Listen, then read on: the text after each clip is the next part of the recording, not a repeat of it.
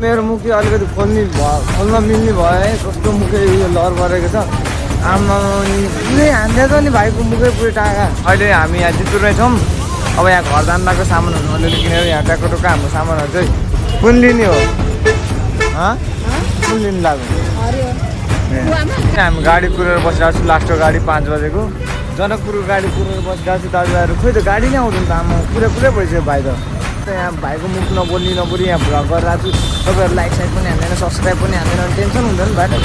त्यो पुरै एक साइड त आमा पुरै त्यो सुई हालिदिएर छ नि पुरै लटाइदियो कि। प्रकृतिले दिएको प्यारो आनन्द हुने ठाउँ यो 8 किलोमिटरतिर चाहिँ होइन। भर्खरै बुवाले चाहिँ पुऱ्याएर आएको मैले। अनि त्यही नै अब घर फर्किँदैछु छु। नेचुरल प्राकृतिक हाम्रो सुन्दरता हेर्दै होइन। हाम्रो प्यारो 8 किलो यति सुई गुजार्छ नि साला दुखेर होइन। ओपरे चुरा गरेर टोपी भाइको दाँते यो साइको भगवान् मिसकेछ मुत्नलाई होइन। मुत्नलाई हो साला। यो त साला मुतेको सबै भ्लग बनाउनु साला भनेर भित्तामा त बवाल दाजुहरू भित्तामा के हो यस्तो।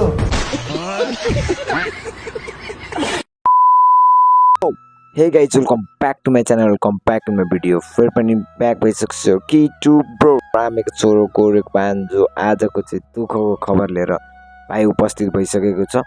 अनि के छ दाजुभाइहरू, नौलो भाइ त पुरै एकदमै बिरामी छु होइन। अनि म चाहिँ सिमरामा आएको थिएँ। यहाँ दाँत दुखेर पुरै दाँत हेर्दाखेरि त पुरै सकिसकेको रहेछ। अनि मम्मीलाई त्यहाँनिर चाहिँ डाक्टरले बुझाइरहनु भएको थियो यस्तो यस्तो कन्डिसनमा छ। फेरि 1 हप्तापछि बोलाएको छ मलाई चाहिँ।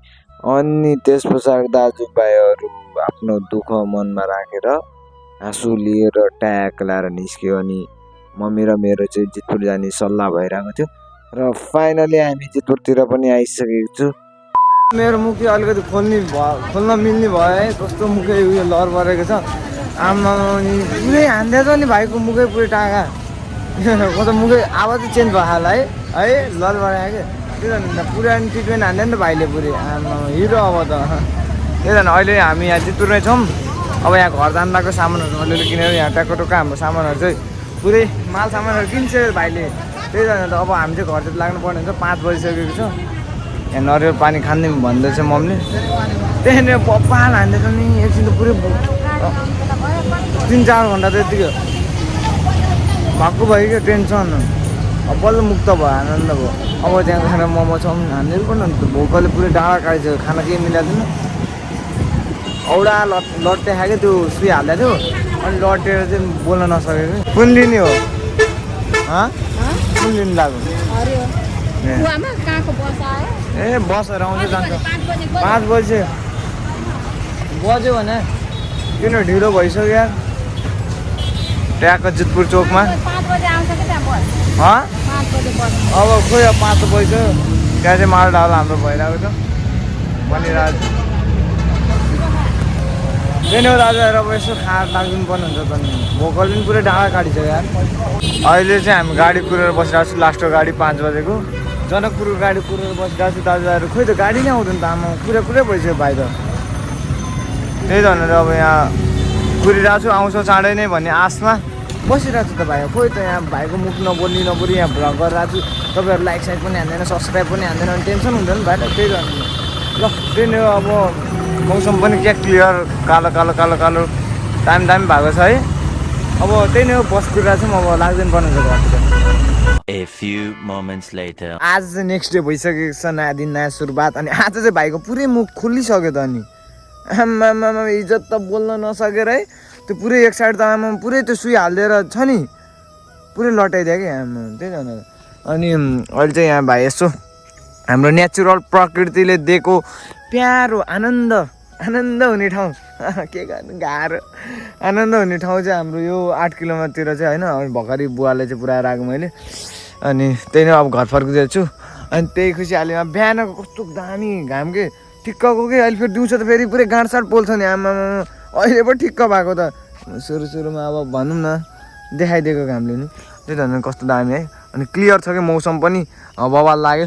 त्यही भएर यस्तो दाजुहरूलाई हल्का टक हानिदिउँ भनेर दाजुभाइहरूसँग चाहिँ होइन हल्का के गर्नु त्यस्तो नेचुरल प्रकृतिले दिएको एकदम सुन्दरता ठाउँमा आएपछि त्यहाँदेखि टक हान्नु पर्ने दाजुभाइहरूसँग बसेर होइन अब टी पनि लिएर आउनु पर्ने होला त त्यही त छैन अहिले त यहाँ कहाँ दिन्छ अनि कसले दिन्छ यस्तो जङ्गलमा त्यही भएर बेट्सी होइन यति राम्रो भ्यू छ यो पुरै हाम्रो नेचुरल प्राकृतिको बवाल खालको भ्यू छ हाम्रो होइन दाजुभाइहरू त्यही नै हो बवाल छ क्या अब 4 लाख चुरुको हो त नि बब्बाल लाग्यो त्यही भएर यसो वान सर्ट हानिदिएको अब लाग्दिनु पर्ने हुन्छ मेरो यहाँ भटभटेमा स्प्लेन्डर हाम्रो प्यारो भटभटे फेरि खतरा हो नि मेरो दाजुभाइहरू अब कता राखौँ होला म अब भाइले दबाई दिन्छ अब है त अब आफ्नो नेचुरल प्राकृतिक हाम्रो सुन्दरता हेर्दै होइन हाम्रो प्यारो 8 किलोबाट चाहिँ लागिसकेको छु अनि भाइ चाहिँ होइन हिजो चाहिँ ओभरै गाह्रो भएर चाहिँ सिमरातिर लागिदिएको पुरै वहाँनिर त ट्र्याक्टरले यति सुई गुजार्छ नि साला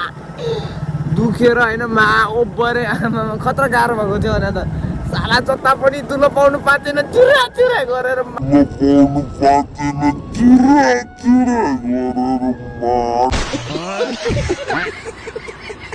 टोक्ने भाइको दाँते एकछिन साइको भएको भने म त त्यो लट्याउने सुइहालेको थियो कि अनि केही पनि अनुभव चाहिँ भएन तर दुख्न चाहिँ बाबाले दुखेको थियो के छ मेरो मित्रहरू ठिक छ नि केटा हो अनि के हो बिदामा नि पढ्नु परेको छ भने गुनासो के छ तेरो हाम्रो चाहिँ स्कुलहरू चाहिँ छुट्टी भएको छ अनि हाम्रो कलेज चाहिँ छुट्टी भएको छैन होइन तर झ्याउ लागिरहेको छ तँलाई पढ्नलाई ओभर होइन त्यही त अहिले चाहिँ हामी आइसकेको छौँ यहाँनिर रुममा अब ट्याक्क लगाएर त्यही नै हो दाजुभाइहरू अब के भन्नु पढ्न परेन परिहाल्छ नि अब के भन्नु होइन मेरो घरबाट फेरि लौरो लिएर लाडिहाल्छ होइन गाह्रो